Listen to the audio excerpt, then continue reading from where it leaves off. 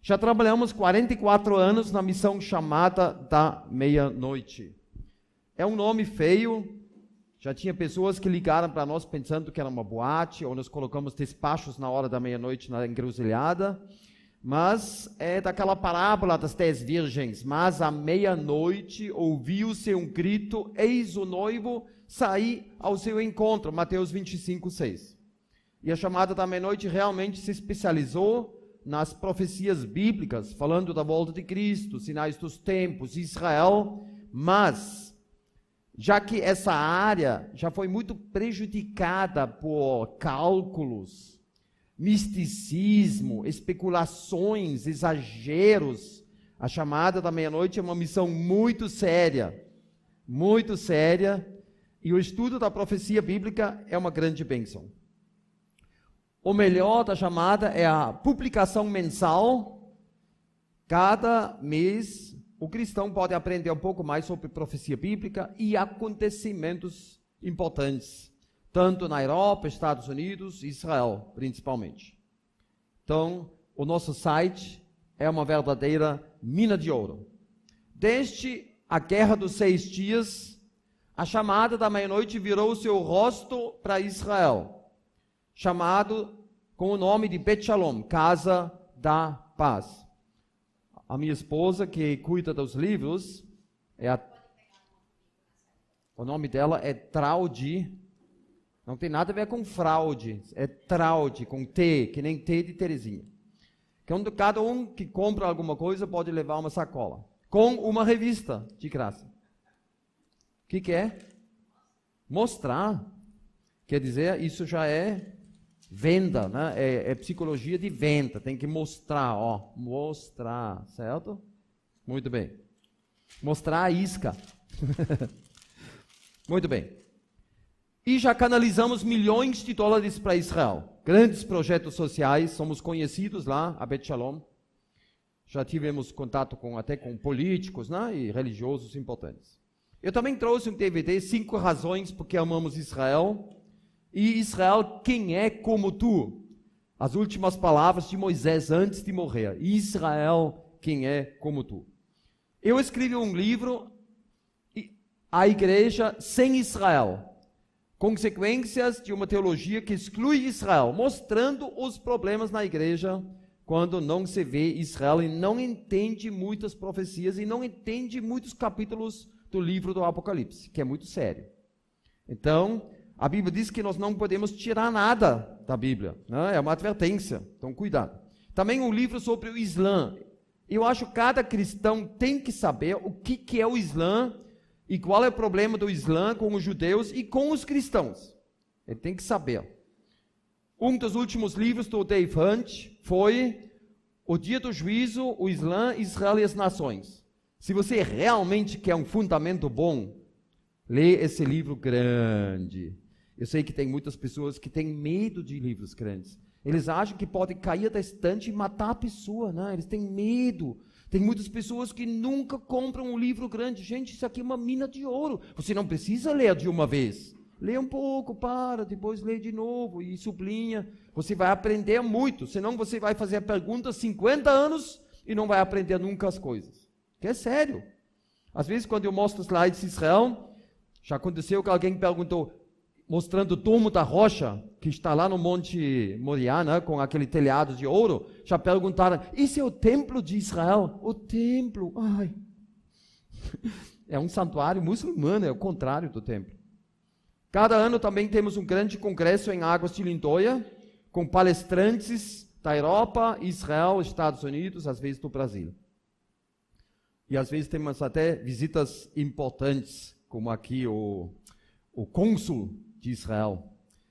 E até no fim um tempo atrás, eu fiz uma palestra diante do Yossi Shelei, que é aquele homem alto à direita, que é o embaixador de Israel no Brasil, com a sua esposa Dinah, que é uma judia russa. E isso foi lá em São Luís, no Maranhão. Aqui vocês veem o Yossi atrás da Sarah Netanyahu, certo? A esposa do Benjamin Netanyahu, e o presidente do Brasil, o Bolsonaro. Nós temos também um hotel em Haifa, no Monte Carmelo. Um hotel para pessoas que precisam se hospedar e também para sobreviventes do Holocausto. Também organizamos viagens para Israel. Depende do dólar, da força do dólar e da fraqueza do real, né? Às vezes é mais fácil para viajar para lá, às vezes não. Depende. Muito bem. Só um momentinho, porque eu tenho que entrar no lugar certo aqui. Senão a minha palestra vai levar até meia-noite, né? Chamada da meia-noite, e eu acredito que vocês não vão querer isto. Muito bem. Então, a pergunta hoje à noite que é uma pergunta bem polêmica, e não esquece, eu nasci na Alemanha, certo?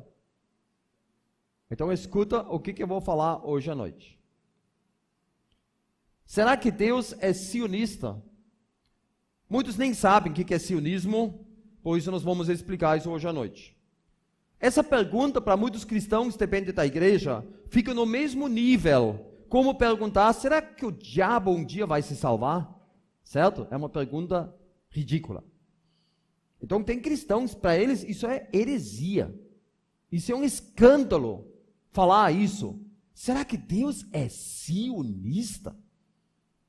Então nós temos 4 pontos bem simples. O que é sionismo? O que é sionismo cristão? O diabo sabe da importância de Sião? E Deus, será que Deus mesmo é sionista? O que é sionismo? Sionismo significa a volta dos judeus para a terra dos seus antepassados. Já que lá o Monte Sião é o centro, lá em Jerusalém, virou um termo, não voltar para Sião, vou subir o Monte Sião, porque um Olim que faz alia, que volta para Israel, ele é um que sobe o Monte Sião. E olha, não existe outro povo na face da terra que festeja uma festa já de 3.500 anos. 3.500 anos! A noite da Páscoa, festejando, comemorando a saída do Egito, 3.500 mil anos atrás. Imagina, que loucura, a noite do Seder, da Páscoa, do Pesach. Se eu me esquecer de ti, ó Jerusalém, esquece-se a minha destra da sua destreza. Até no hino nacional, que foi composto pelo Naftali Herz Imber, naquela época ainda naquele império grande da Hungria, em 1978 a 1882, com 10 estrofes, fala várias vezes de Sião e Jerusalém, e daquela saudade da alma judia, e o título é Hatikva. Hatikva é a esperança que os judeus mantiveram por 2.000 anos, sempre olhando para o Oriente, para Jerusalém e Sião. Olha, os alemães, por exemplo, aqui no Brasil, levam poucas gerações e muitos alemães perderam a língua, perderam a sua identidade, os italianos também. Onde eles ficam meio concentrados nas colônias, a coisa leva mais tempo. Imagina os judeus, por 50, por 60 gerações, mantendo a sua identidade. Muitas vezes somente apanhando, sendo perseguidos, discriminados, e esses teimosos, o pai judeu falando para o seu filho, meu filho, você é um judeu. Por que ele falou isso? Melhor calar a boca, porque eles só passaram coisas ruins muitas vezes no meio dos povos. Porque Deus disse que ele vai manter esse povo. Israel é uma prova da existência de Deus. E a Bíblia diz que no fim dos tempos eles vão voltar para a sua terra. Começou, na verdade, em 1878, muitos falam 1882. Eram judeus da Rússia que escaparam dos pogroms. E um grande evento foi em Basileia, na Suíça, em 1897, o primeiro congresso sionista mundial, e um dos homens mais importantes lá era um jornalista suíço, Theodor Herzl, que escreveu na minha língua, certo? E disse aqui, se eu vou resumir o que eu fiz em Basileia? Né? Eu fundei o Estado judeu. Ele falando isso em 1892. Se eu ia falar isso agora em público, uma gargalhada universal seria a resposta. Né? Agora, cuida o que ele falou. Daqui a 5 anos, o máximo 50 anos, todo mundo vai ver que eu fundei o Estado de Israel. Sabe quanto tempo levou? 50 anos.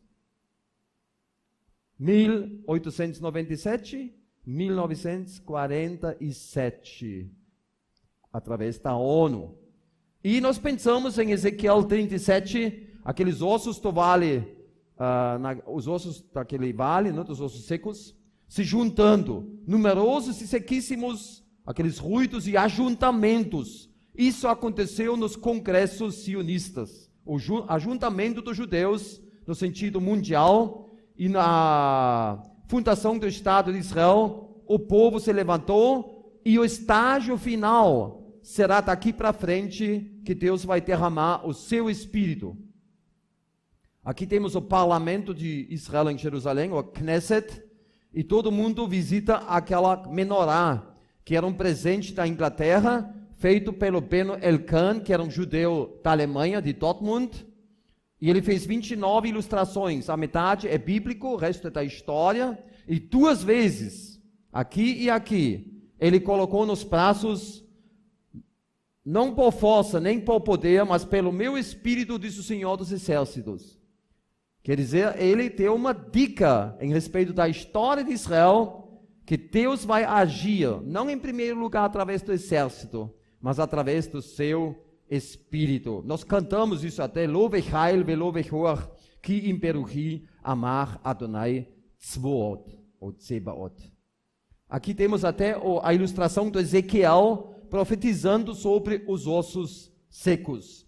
E no meio daquela agonia terrível, que a pior ilustração daquele desespero foi Auschwitz, onde 1 milhão de judeus foi morto nas câmaras de gás.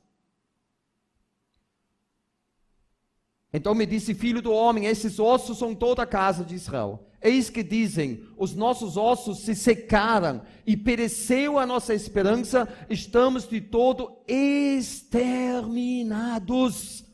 Auschwitz não era um campo de concentração, era um campo de extermínio. Matar, de um jeito industrial. Nós somos de todo exterminado.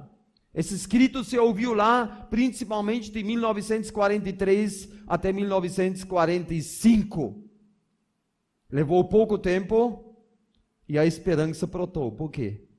A fundação do Estado de Israel, 3 anos depois. Quase exatamente 3 anos depois de Auschwitz. Maio, né, de 1945 e maio de 1948.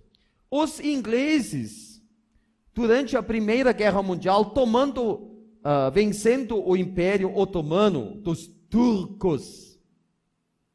Vocês sabem que essa palavra entrou aqui no Brasil? Turco. Quando alguém diz ali é um turco, isso pode ser até um judeu, mas todo mundo chama ele de turco.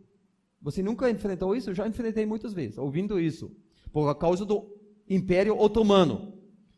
Então, os ingleses prometeram essa área, esse território, para o Chaim Weizmann, certo? Que era um cientista que ajudou os ingleses a ganhar a Primeira Guerra Mundial.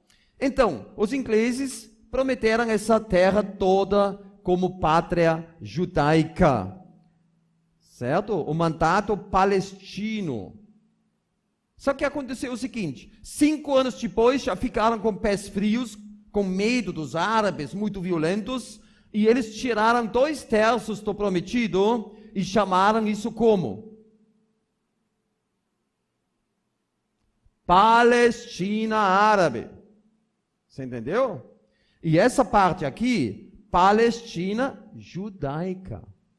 Você entendeu? 1/3, né, do total, ou 23%, ficou então agora como Palestina Judaica. Só que, anos depois, a ONU despedaçou mais uma vez a Palestina judaica. E, enfim, os judeus ficaram com 13%. Isso é migalhas. Você pode olhar isso muito positivo, que a ONU fez, Oswaldo Aranha, tudo bem. Só que essa terra que os judeus ganharam aqui em azul, você conhece a qualidade dessa terra aqui, que é bem grande aqui? O deserto de Negev. Se você acha que o Nordeste é ruim, então vai para o deserto de Negev e você sabe o que é um deserto de verdade. Os judeus chegam aqui e olham o Nordeste até meio seco e vão dizer, qual é o problema de vocês? Israel é muito pior. Não, eles não entendem. Então, isso é um território que não pode ser defendido numa guerra. Escuta bem, isso funciona quando você tem ótimos vizinhos. Agora, quando os vizinhos gritam, morte aos judeus, Yahud Kilatra, o tempo todo, Yahud Kilatra. Aí você vai pensar, o que vamos fazer aqui, vizinhos horríveis? E aí, o que aconteceu? Logo, uma guerra começou, e 5 exércitos entraram naquela terra. 5 exércitos, numa terra muito difícil para defender. E aconteceu algo que já foi um começo muito ruim para os árabes. Eu gosto de falar isso, que eles começaram a ter problemas com Alá. Alá, qual é teu problema? Por que nós não conseguimos exterminar esses judeus? Morte aos judeus, vamos afogar todos no mar Mediterrâneo. Os judeus ganharam a terra, ninguém sabe até hoje como. Ganharam a terra e já tomaram mais território. Israel cresceu, certo? Eu sei por que eles ganharam, você também sabe, certo? Talvez você não quer ouvir, mas foi Deus que ajudou. Nós temos muitas histórias muito incríveis, milagrosas, o que aconteceu na guerra pela independência. Olha, Deus falando dos maus vizinhos, em Jeremias 12. Os maus vizinhos que se apoderam da minha herança. Semelhança atual com os palestinos. Olha o que Deus fala. Se diligentemente aprenderem os caminhos do meu povo, jurando pelo meu nome, tão certo como vive o Senhor, como ensinaram o meu povo a jurar por Baal, então serão edificados no meio do meu povo, serão integrados. Mas, se não quiserem ouvir, arrancarei tal nação, arrancá-la-ei e farei perecer, diz o Senhor. É isso que vai acontecer, certo? Os palestinos estão se autodestruindo, e muitos falam isso até. Assim, combatendo Israel e semeando aquele ódio. Então, o Estado de Israel nasceu, grande alegria para os judeus, muitos sobreviventes do Holocausto, e os árabes chamam esse dia o dia da catástrofe, Yawm al-Nakba, o dia da catástrofe. Por quê? Por quê? Porque os árabes foram atropelados pelos acontecimentos. O Alcorão, que é a Bíblia dos árabes, não fala da volta dos judeus. Entendeu? Não tem essas profecias como na Bíblia, que dizem em muitos lugares que os judeus iam voltar para a sua terra. Eles ocuparam o monte do templo, colocaram o domo da rocha e a mesquita Al-Aqsa. E agora, escuta bem, eles têm muito medo que os judeus vão reconstruir o seu terceiro templo. Tem muitos preparativos para esse terceiro templo. Eu gosto muito o que a Raabe falou em Jericó para as 2 espias. Pensei que o Senhor vos deu essa terra, porque o Senhor vosso Deus é Deus em cima no céu e embaixo da terra. Uma mulher lá no meio do mundo pagão disse, eu sei que o Deus de vocês é o Deus verdadeiro. Por favor, tenham compaixão de mim. Eu sei que vocês vão voltar e vão conquistar tudo aqui. Por favor, não me matem. Aí eles disseram, bota aquela cota vermelha na janela, e você conhece a história que Raabe foi até integrado na genealogia do Senhor Jesus. Povo amaldiçoado, entregue à aniquilação. A Raabe entrou diretamente na genealogia de Jesus. Imagina, Deus honra até as pessoas que ele amaldiçoou quando eles se identificaram com Israel. Aqui nós temos uma árabe, a Sara Zoabi, que é uma muçulmana, obrigado. Mas uma árabe que vive em Israel, que tem passaporte de Israel, e ela é uma proud Zionist. O que é isso? Sionista orgulhosa. E ela fala, você pode assistir isso no YouTube, ela xinga os árabes. E ela diz, eu amo Israel, eu amo o povo. Imagina que bonito, né? Parecido com a Raabe. E tem vozes moderadas, como esse homem aqui do Catar, que diz, os árabes realizaram que Israel não pode ser destruído. Então Israel voltou para sua terra. Nós temos uma profecia muito bonita que diz, Isaías 68, quem são estes que vêm voando como nuvens e como pombas ao seu pombal? Voando como nuvens. Escuta, na época de Isaías, que é 2.700 anos atrás, não existiram aviões, certo? Você concorda comigo, certo? Muito bem. E ele diz, quem são esses que vêm voando como nuvens? Toda a comunidade do Iêmen, mais do que 50 mil judeus foram tirados através da ação tapete voador com uma ponte aérea. Toda a comunidade iemenita judaica foi trazida de avião. Muitos da Etiópia foram trazidos de avião.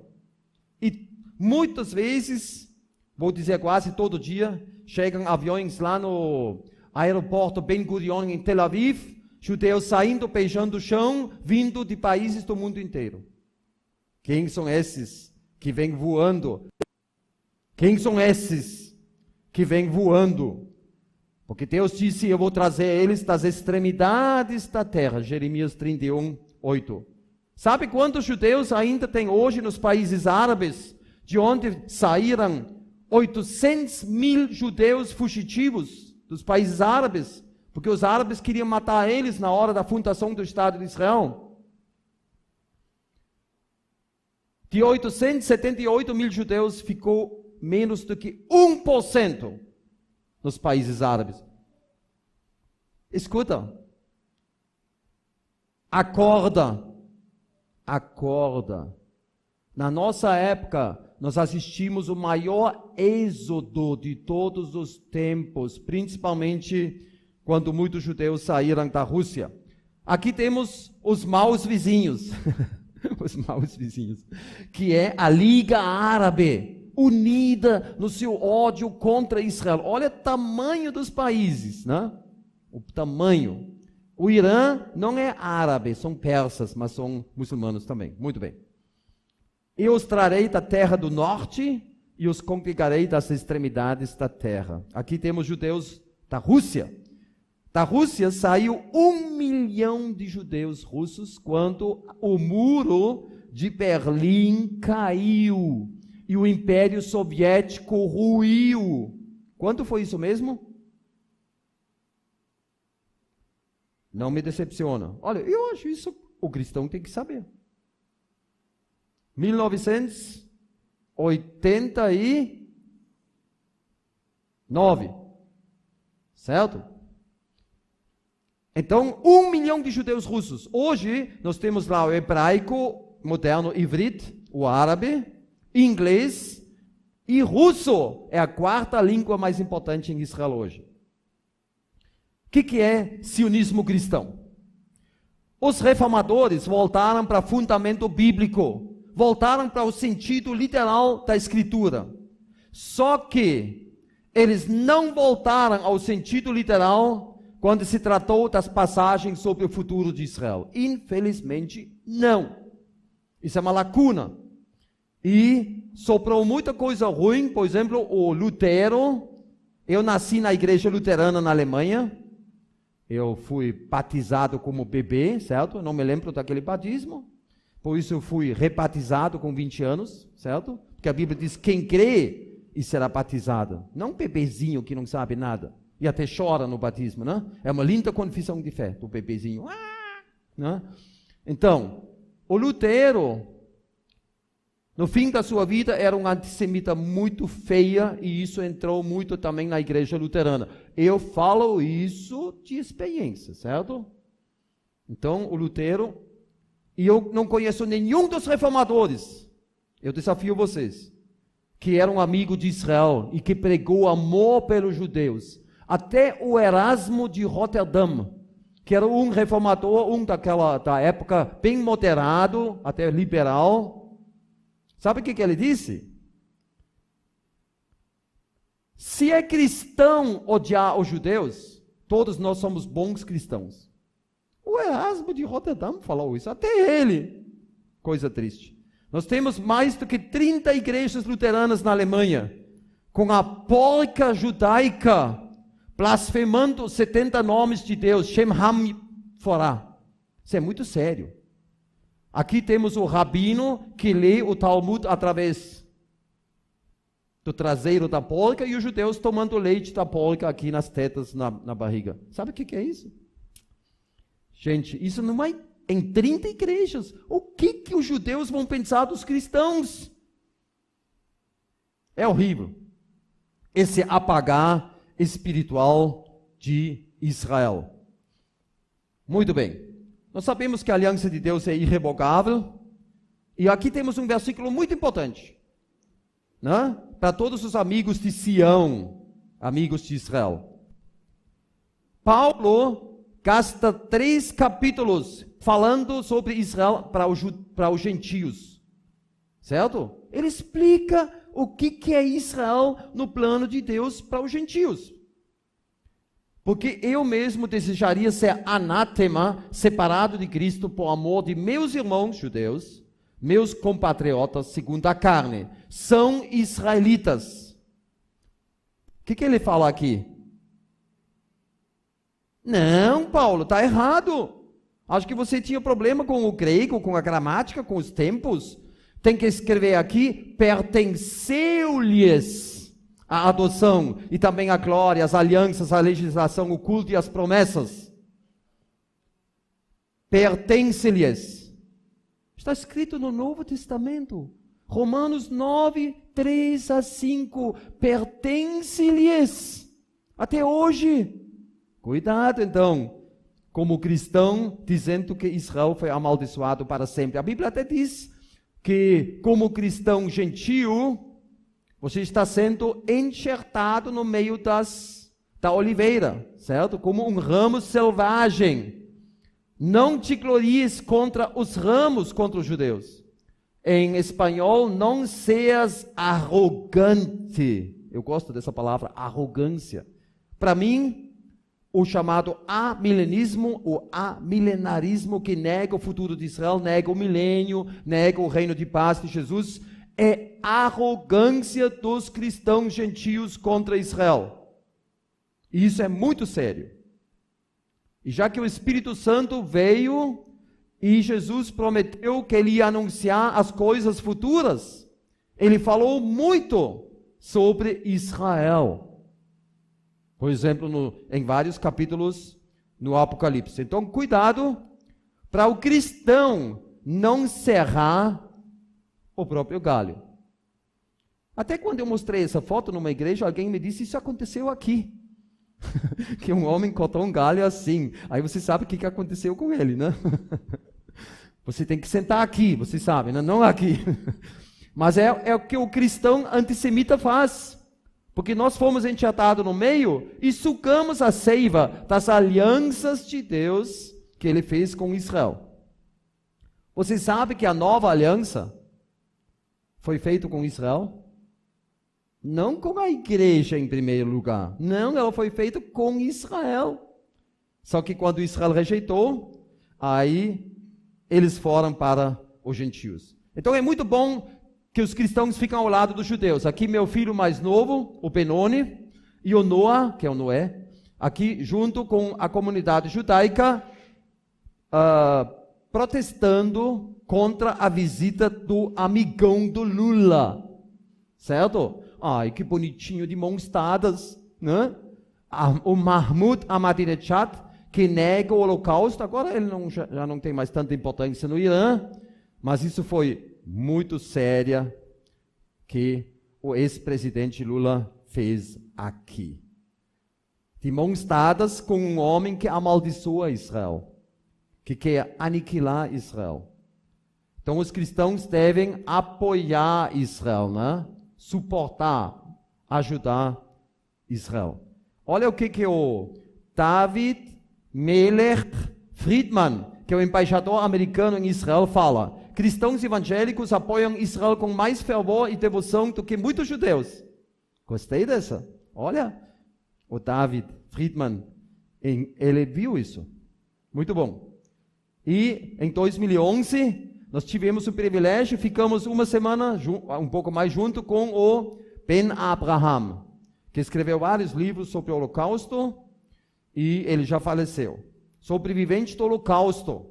Foi uma experiência muito boa. Aqui um amigo meu, o Simcha Melon, lá em Porto Alegre, que era o único sobrevivente de 32 parentes, aqui em hebraico e yiddish, que sobreviveu ao massacre lá na Polônia. Olha o que a Bíblia diz. Em Isaías 49:6, a Bíblia fala do servo do Senhor, que é o Obed-Yahvé, o Ebed-Yahvé. Olha, aqui Deus fala com aquele personagem que em Isaías 53 morre como Cordeiro de Deus. Você sabe quem é esse servo do Senhor? É Jesus, o Messias, certo? Então Deus fala aqui com esse servo do Senhor, com Jesus. Pouco é os seres meu servo. Em inglês, it's too light. É a versão light, ou diet. Certo? É pouco para mim. Não. Não quero só isso. Que restaurares as tribos de Jacó. Você escutou bem? Quem vai restaurar as tribos de Jacó? Jesus. Está escrito aqui. E trazer os remanescentes de Israel. Mateus 24. O anjo vai tocar a trompeta. Hoje de manhã estudamos isso. E eles vão juntar os seus escolhidos, que são os judeus. Trazer os remanescentes de Israel. Também te dei como luz para os gentios, para seres a minha salvação até a extremidade da terra. Olha, isso aí todo mundo concorda. Jesus é a luz dos gentios até os confins do Amazonas, certo? Isso sim. Mas isso aqui é um kit. Você sabe o que é um kit? Um pacote.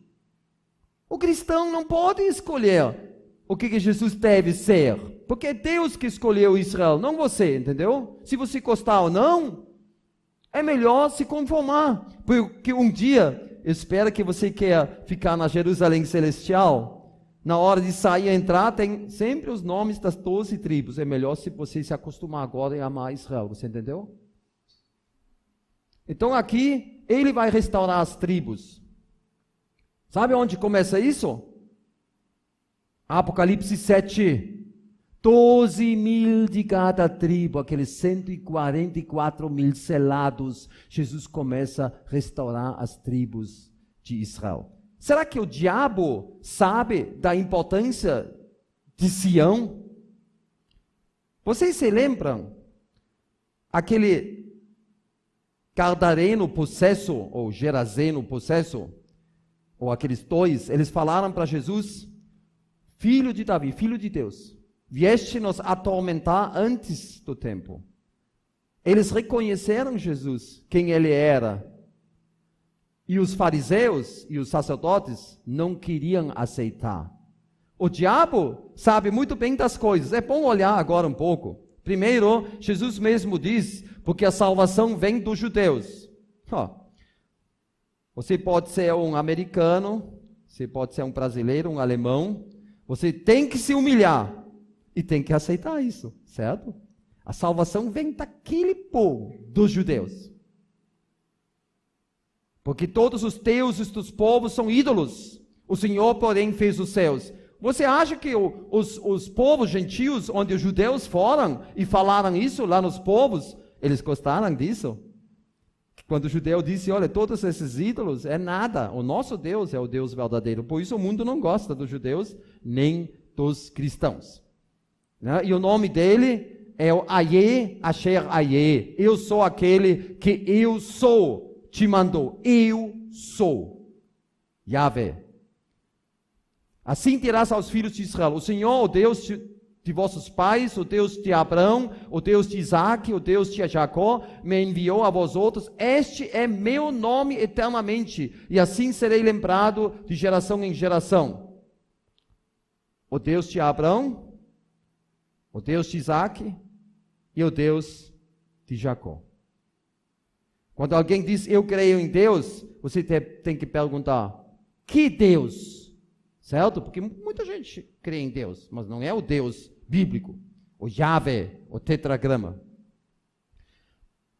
No livro de Neemias está escrito, disto ficaram sabendo Sambalate, o Horonita, e Tobias, o servo Amonita. E muito lhes desagradou que alguém viesse a procurar o bem dos filhos de Israel. Eles odiaram o Neemias, que veio ajudar os judeus. Veio lá da Babilônia. E olha, quando o Bolsonaro falou, Brasil e Israel serão mais do que parceiros, serão irmãos. Tinha pessoas de um certo lado político que ficaram loucos com isso. Ficaram bravos, odiando o Bolsonaro. Você se lembra quando Lula foi para a chamada Palestina, para Israel? Ele foi no túmulo do Yassir Arafat, que disse, eu mesmo já matei judeus. Ele foi lá no túmulo, até colocando a fia, aquele lenço árabe, né? E ele não foi no túmulo do Theodor Herzl. E em Israel falaram, esse homem nunca mais vai entrar aqui. Ofendendo os judeus. Abençoarei os que te abençoarem. Nessa situação, eu vou dizer, o Brasil está 100% encrencado. Eu falo isso para vocês em todas as áreas. É triste para falar isso. O Brasil está num beco quase sem saída. Então, vamos nos apoiar nisso aí. Certo? Pedir ajuda de Deus. Abençoarei os que te abençoarem. E amaldiçoarei os que te amaldiçoarem. O Bolsonaro está abençoando Israel. Então esperamos que Deus vai ajudar, certo? Temos que orar por isso, para o Brasil ir para frente. Vocês sabem que o Hugo Chávez, lá da... Como é o nome do país mesmo? Venezuela. Amaldiçoou Israel em público. Eu tenho esse vídeo. Amaldiçoou, não só falando mal dos judeus. Eu amaldiçoo Israel. Você sabe como é o estado da Venezuela hoje? Você sabe. Olha. O grande exército boliviano até foi ocupado em distribuir papel higiênico. O grande exército da Venezuela. Então aqui mais uma vez a foto. Muito bem. Cuida bem. Em Ezequiel 28, a Bíblia mostra algo do passado, se chama retroprofecia. Algo do passado é profeticamente revelado. Estiveste no Éden, jardim de Deus. Eu te estabeleci como querubim ungido para proteger. No monte santo de Deus estavas. Aqui a Bíblia fala do diabo, de Lúcifer, a estrela da manhã que caiu, pecou, era orgulhoso. Nós lemos sobre isso em Ezequiel 24 e Isaías 14. Detalhes sobre a queda de Lúcifer. Onde estava o diabo? Antes de virar diabo, como aquele querubim maravilhoso, o mais lindo dos querubins, no Monte Santo de Deus. Agora imagina quando o diabo escuta isso. Mas eu tenho estabelecido o meu rei sobre Sião, meu santo monte, e o Senhor mesmo reinará sobre eles no monte Sião, desde agora e para sempre. O diabo não gosta disso. Ele quer voltar para o santo monte do Senhor. Por isso o anticristo vai se sentar no templo de Deus em Jerusalém. Você entendeu? Quando ele vai fazer aquele império mundial, imitando o milênio de Jesus. Que um outro homem já queria Você sabe como foi o nome da Alemanha nazista? Vou dizer em alemão, das Heilige Römische Reich Deutscher Nation von 1000 Jahren. Traduzido, o Santo Reino Romano, de origem alemã de 1000 anos. Hitler chamou isso o Império Romano restaurado de 1000 anos, falou de um milênio. Sabe quanto tempo levou? 12 anos. E realmente ninguém mais reconheceu a Alemanha. A metade foi destruída. Por isso, o anticristo vai se sentar no templo de Deus. Aqui temos aquele versículo que falei antes, né? Aqui essa imagem é levemente censurada, né? dos calvarenos. E eis que gritaram dizendo, que temos nós contigo, Filho de Deus? Vieste aqui atormentar-nos antes do tempo. O diabo sabia muito bem que Jesus é o Filho de Deus. Aquilo que os sacerdotes negaram. E os fariseus e os outros. Muito bem. A Bíblia diz que ele vai trazer até uma marca e vai colocar isso na testa e na mão das pessoas. A marca da besta que perturba muitos cristãos. Eu vou dizer uma coisa para você. Se você é um chip maníaco, a Bíblia não diz que é um chip, é você que diz. Se eu vou ganhar hoje um chip aqui implantado, eu não vou para o lago de enxofre. Você entendeu? Porque esse chip hoje não é a marca da besta, é puramente tecnológico. Você entendeu? Não tem nada a ver. Tem cristãos que hoje se fixam naquele chip. Ai, o chip. Que coisa! Primeiro, até a igreja será arrebatada na hora quando vem a marca da besta. Nós seríamos arrebatados pelo menos 3 anos e meio antes. Por que o anticristo bota aquela marca na testa ou no braço? Que na verdade, olha, a palavra que a Bíblia usa é exatamente isso, que é a marca da besta. O que o fazendeiro está fazendo aqui? Que o cavalo não gosta muito, né? Ele está colocando com ferro quente um símbolo, um sinal na coxa do cavalo, que não pode mais ser tirado. E isso expressa o quê? O que o fazendeiro quer dizer com isso? Esse cavalo é meu. É exatamente a marca da besta. Esse vendeu a alma para o diabo.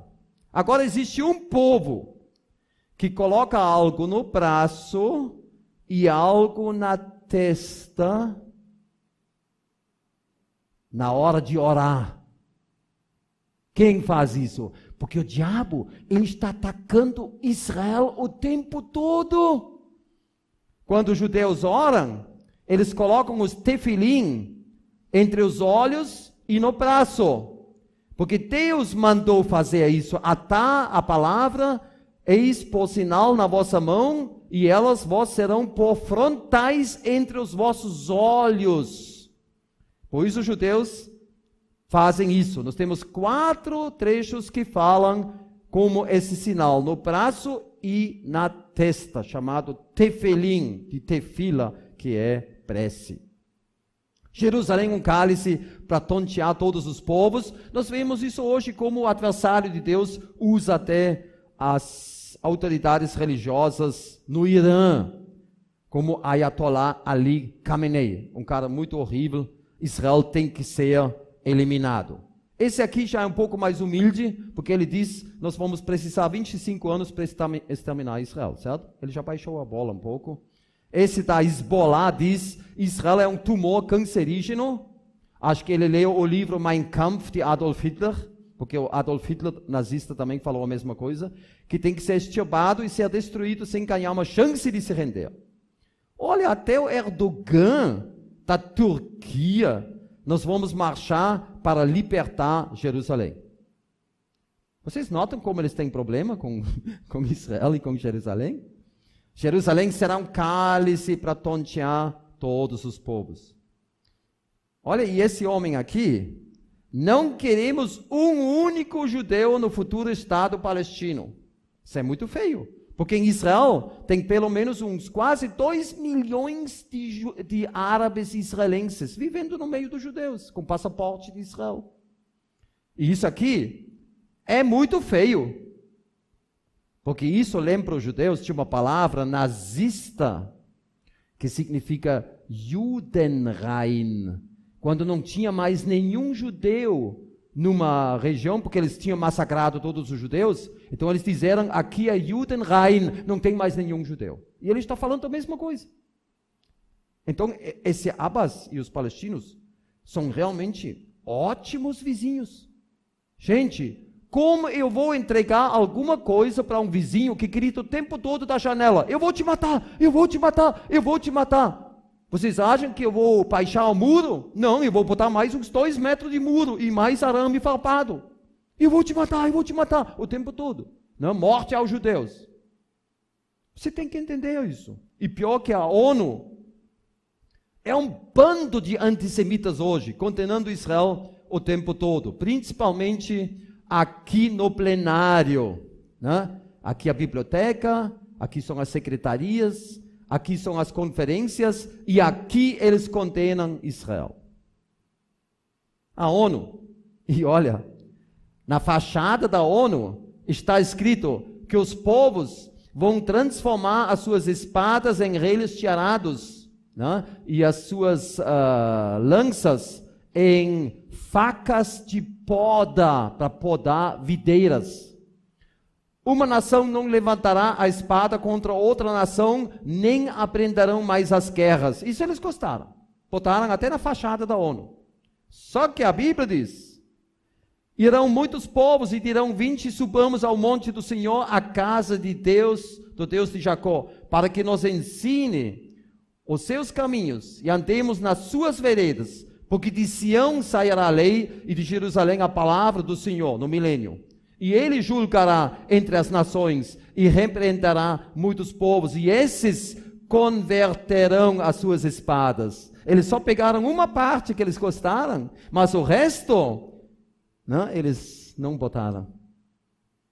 Que fala bem claro, de Sião como centro. E até muitos cristãos hoje apelando para boicotar Israel, produtos de Israel. A Unesco, que é uma das 17 filhas da ONU, a ONU tem 17 filiais, que é para educação, ciência, cultura e comunicação, Unesco,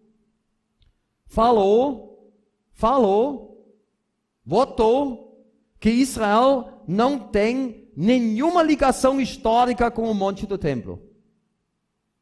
A Unesco fez isso, homens modernos, cultos, educados, falaram que os judeus não têm nenhuma ligação histórica com o Monte do Templo.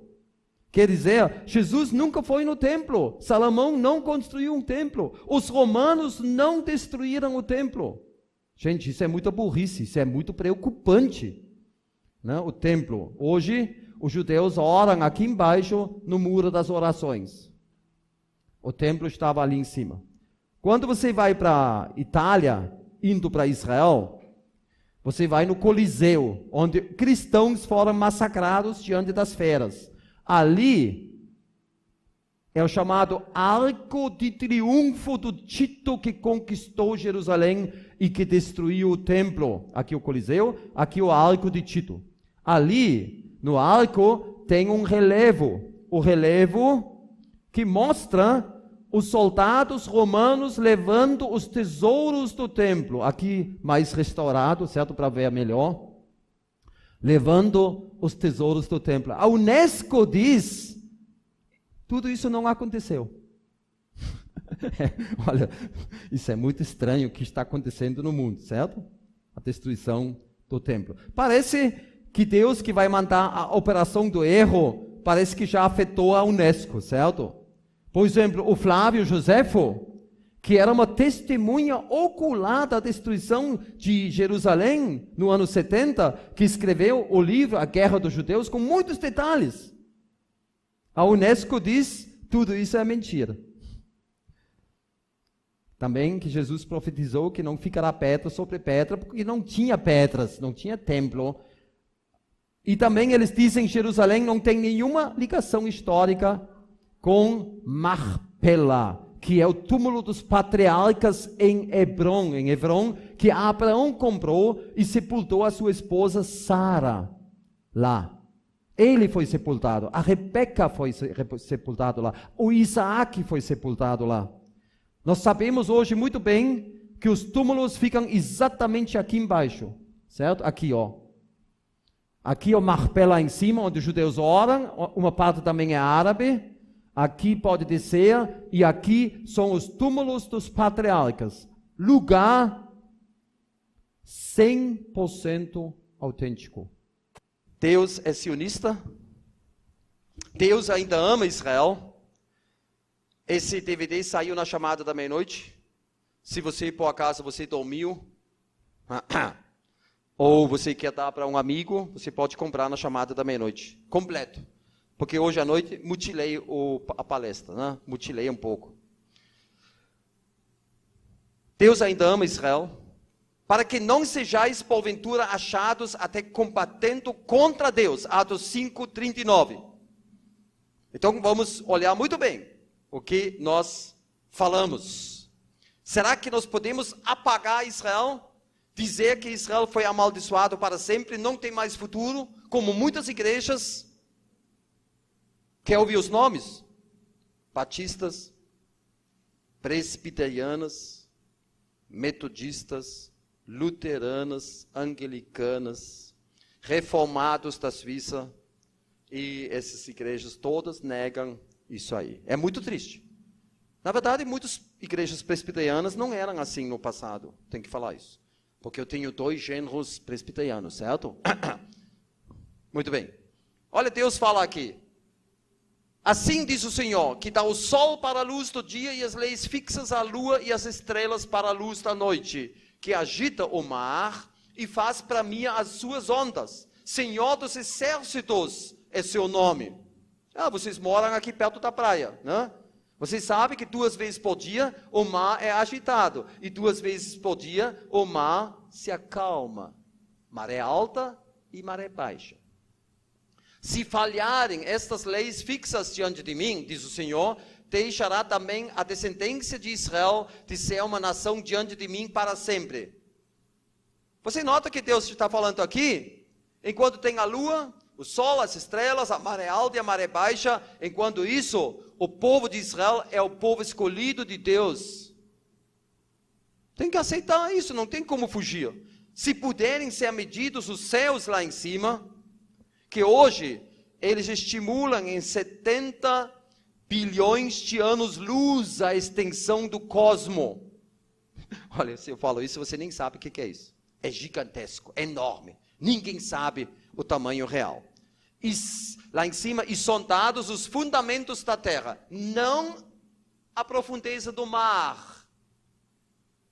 Dentro, o fundamento da terra, que ninguém chega lá, nem perto. Também eu rejeitarei toda a descendência de Israel, por tudo quanto fizeram, diz o Senhor. Ele disse que eu não vou rejeitar Israel, independente o que fizeram. Eles apanharam, sofreram as consequências, mas Deus não rejeitou eles. Até no futuro, nós já lemos isso na fachada da ONU, uma parte, né? A Bíblia diz, nos últimos dias, que se firmará o monte da casa do Senhor, será estabelecido como o mais alto dos montes, a cabeça, o roche, e se elevará por cima dos outeiros, e concorrerão a ele todas as nações, irão muitos povos.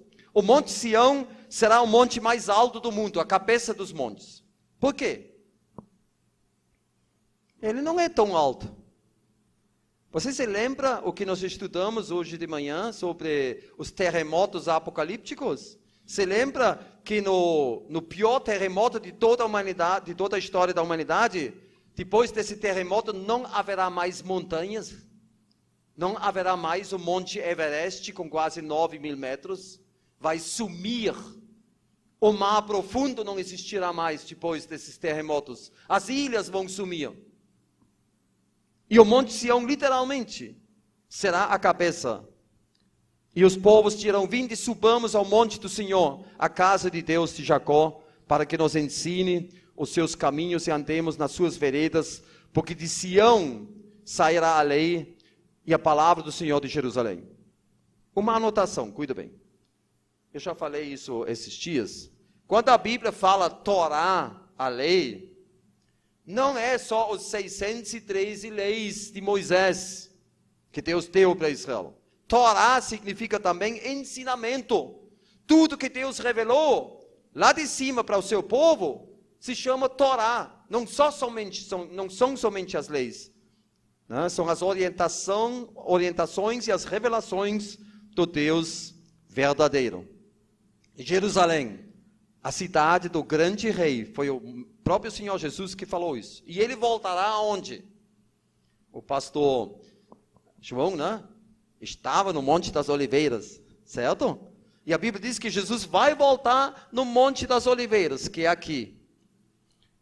Olha, se Jesus não tem mais nada com Israel, por que ele volta em Jerusalém? Você entende? Isso é uma lógica. Ele não volta lá nos Estados Unidos.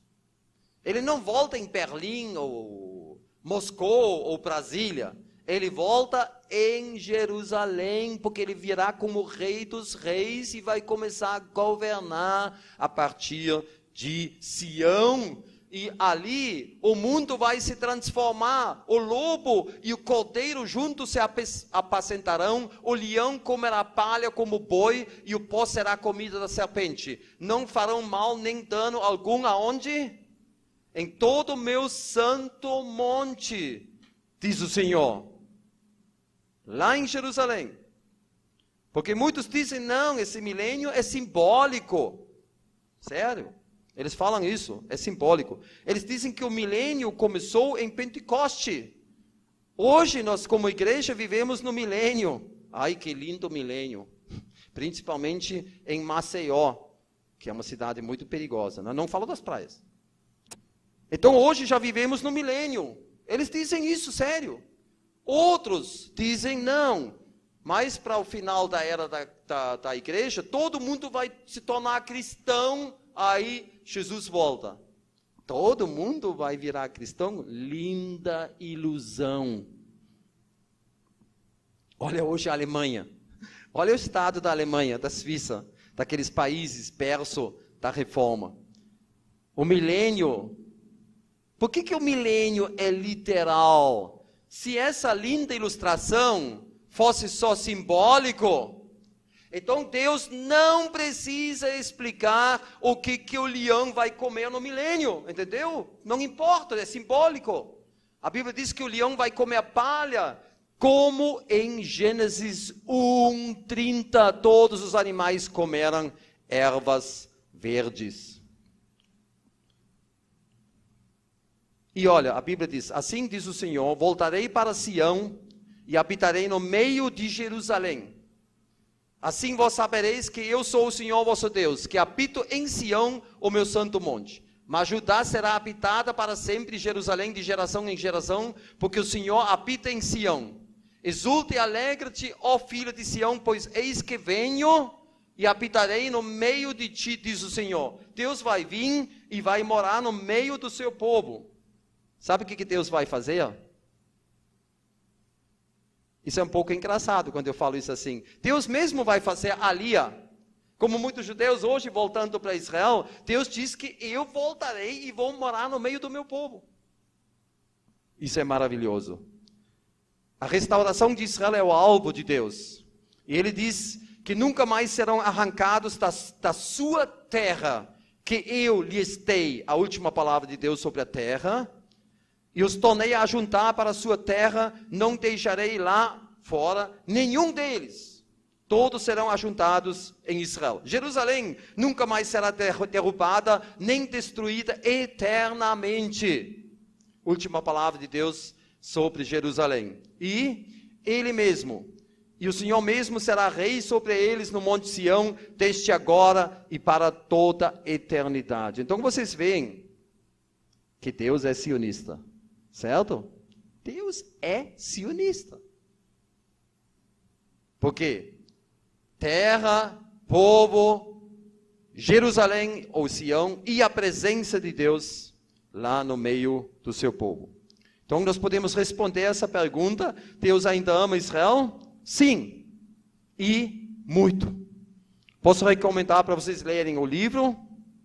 A Bíblia até confirma, até quando Deus vai fazer novos céus e nova terra, Israel, como povo, estará diante dele. Leia uma vez Isaías 66. E na Jerusalém celestial, os 12 nomes das 12 tribos sobre os portões, que são grandes pérolas. O que a Bíblia diz? Para finalizar, certo? Qual é o papel da igreja? Pergunto mais. Paulo, em Romanos 10, que fala do papel de Israel, ele fala isso para os gentios. Porventura não terá chegado isso ao conhecimento de Israel? Moisés já dizia, eu vos porei em ciúmes com um povo que não é nação, com gente insensata, quer dizer, gentios, eu vos provocarei a ira. Ele já falou profeticamente de um povo que vai criar ira, ou ciúmes. Pergunto, pois, porventura tropeçaram para que caíssem? De modo nenhum. Mas pela sua transgressão veio a salvação aos gentios para pô-los em ciúmes.